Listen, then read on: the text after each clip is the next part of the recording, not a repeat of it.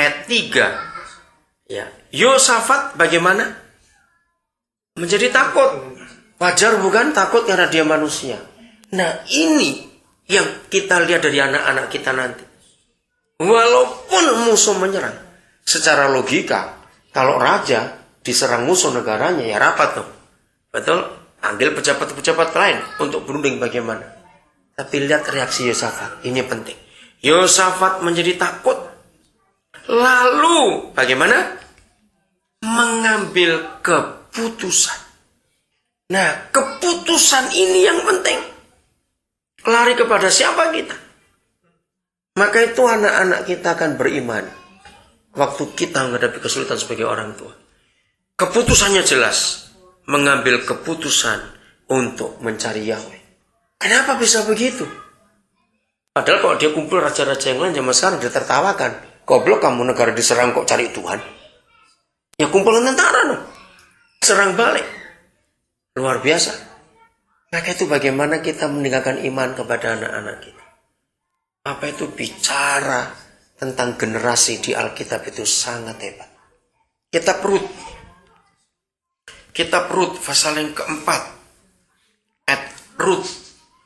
Ya, kita perut. Setelah Yosua. Setelah Hakim-Hakim ada kita perut. Pasal 4. Ayat 18 sampai 22. Saya dapat poin ini tahun 97 yang lalu, saudara. 4, 18 sampai 22. Inilah keturunan Peres. Peres memperanakan Hesron. Hesron memperanakan Ram. Ram memperanakan Aminadab. Aminadab memperanakan Nason. Nason memperanakan Salmon. Salmon memperanakan Boas. Boas memperanakan Obed. Obed memperanakan Isai. Dan Isai memperanakan Daud. Waktu Roh Kudus nyuruh saya belajar ayat ini, saya tuh tertawa. Betul-betul, Papa, saya bilang, pendeta mana bisa khotbah ayat begini? Karena isinya cuma nama orang memperanakan. Nama orang memperanakan. Nggak ada yang lain. Bahasa Belanda juga gitu ya. Nama orang gimana bahasa Belandanya? Coba dibaca. 18. Dit nu zijn de nakomelingen van Peres. Peres verwekte Hesron, Hesron verwekte Ram. Ya udah, sama. Jadi nggak ada kata lain. Cuma nama orang memperanakan. Kan saya bingung. Saya bilang, Papa saya masih khotbah apa ini? Waktu itu saya lagi doakan anak-anak di asrama. Setelah Tuhan tahu bahwa saya nggak ngerti, saya betul-betul nggak tahu mesti khotbah apa. Tahu-tahu Papa menanyakan satu pertanyaan. Dia bilang, Daniel, hanya untuk mendapatkan seorang Daud. Aku tunggu berapa generasi. Ketika suara itu muncul, saya terkejut, saudara. Langsung hadirat Tuhan ngurapi saya menangis. Saya belum hitung. Saya menangis betul. Hanya untuk cari Daud. Supaya Yesus itu lahir. Hitung saudara. 9 generasi. Baru 10 Daud. Coba hitung. Ya. Dari mulai Peres. Oke. Peres satunya. Hesron. Ram. Aminadab. Nahason. Salmon. Boas, terus Obed, Isai, 9. Baru 10 Daud. Saudara bayangkan bagaimana saya nggak menangis waktu itu. Kalau dipikir satu generasi itu kira-kira 50 tahun. Jadi Papa nunggu berapa tahun baru dapat Daud? 450 tahun. Dipersiapkan begitu lama, Daud masih bisa bengkok-bengkok. Bayangkan. Ngerti nggak ilustrasi kebenaran ini? Maka itu pada anak-anak kita, saudara, seriuslah untuk nangani mereka. Bukan marah-marah pada mereka, enggak. Saya menemukan satu kebenaran, khusus belajar dari Alkitab. Kira-kira sampai umur 7 tahun ya, semua anak itu belum tahu salah itu apa, benar itu apa. Ingat itu. Maka itu ketika mereka salah di umur-umur itu, lalu kita bentak, kita pukul, mereka tuh nggak ngerti. Buat mereka, semua itu benar. Apa yang dilihat oleh papa mama, yang dikerjakan oleh papa mama, dilakukan oleh papa mama. Dan anak melihat, itu yang dianggap benar. Jadi ketika itu salah, mereka nggak tahu itu salah itu apa. Maka itu ketika mereka dibentak, mereka kaget kenapa. Seumur itu mereka hanya diberitahu dan diterangkan bahwa ini salah. Walaupun mereka belum mengerti. Nggak bisa dibentak, nggak bisa dipukul, diarahkan. Setelah istilah bahasa Indonesia pecah pikiran mereka, dan mereka tahu mana yang baik, mana yang buruk, mana yang benar, mana yang salah, baru mereka diajari. Kalau sudah salah, kita harus hukum. Karena mereka sudah tahu. Waktu masih kecil belum. Jadi perhatian papa pada generasi itu sangat serius. Nggak main-main. Yeremia pasal 35. Kitab Yeremia pasal 35. Suatu hari Yeremia kecewa betul. Sebab semua firman yang disampaikan, nubuat-nubuat enggak didengar satu kali pun. Orang Israel begitu keras hati, tegar tengkuk. Yeremia 35. Sehingga mereka tidak mau mendengarkan. Dalam keadaan Yeremia putus asa. Dia bilang, aku gak mau jadi nabi lagi, aku sudah capek. Bangsa ini keras kepala dan semuanya. Ya karena waktu saya nggak bisa baca seluruh pasal, nanti tolong baca di rumah. Saya minta nanti sebelum kita tidur semua, baca Yeremia 35. Luar biasa. Terus Yeremia diberitahu gini. Ya, ayat 1. Firman yang datang dari Yahweh kepada Yeremia di zaman Yoyakim bin Yosia, Raja Yehuda, bunyinya.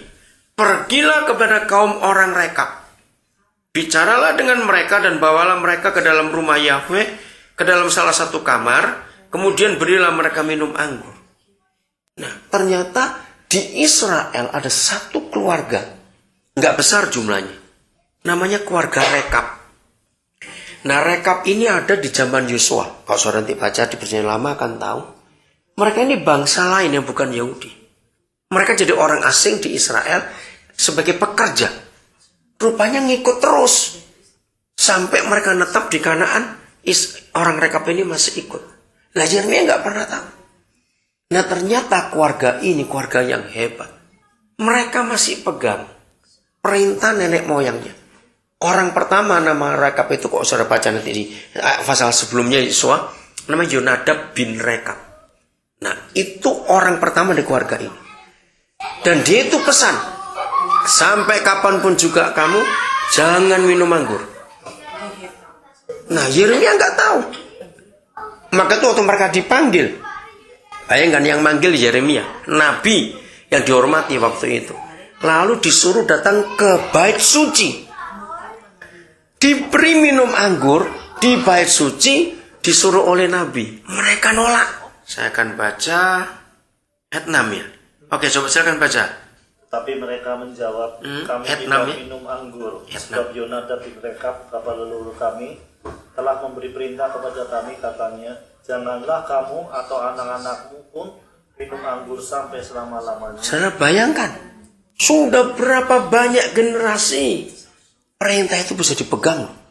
Nah, akhirnya Tuhan memberikan contoh kepada Yeremia. Lihat, itu masih ada. Sebagai orang tua, cara apa yang terbaik untuk menyadarkan anak-anak kita akan pesan-pesan Tuhan itu, supaya sampai nanti kalau kita mati, mereka akan tetap pegang itu. Kemarin waktu Fanny telepon, kemana tahu tadi ya Fanny? Pas ngomong sama Koden yang soal Dewa Klasik. Kemana? Iya, Pauline. Iya, pas telepon itu. Saudara, kami itu punya satu anak angkat orang Bugis. Anak ini memang kontroversial sekali. Saya tuh ketemunya nggak sengaja. Dia itu secara fisik dia itu kena HIV/AIDS sudah karena drug, ya. Tapi sekarang dia punya pelayanan yang luar biasa. Dia itu tulisan-tulisannya masuk di Kompas itu paling banyak dibaca orang. Hampir tiap hari dia bisa nulis yang bagus-bagus. Ini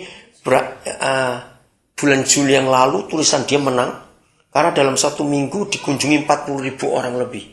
Judulnya tentang anak Tionghoa dari Singkawang yang nggak mau dijual ke Taiwan dan ke Hong Kong. Tadi ini Mas Jeffrey Fani masuk, BlackBerry saya bunyi, ternyata dia nulis tentang kami dua.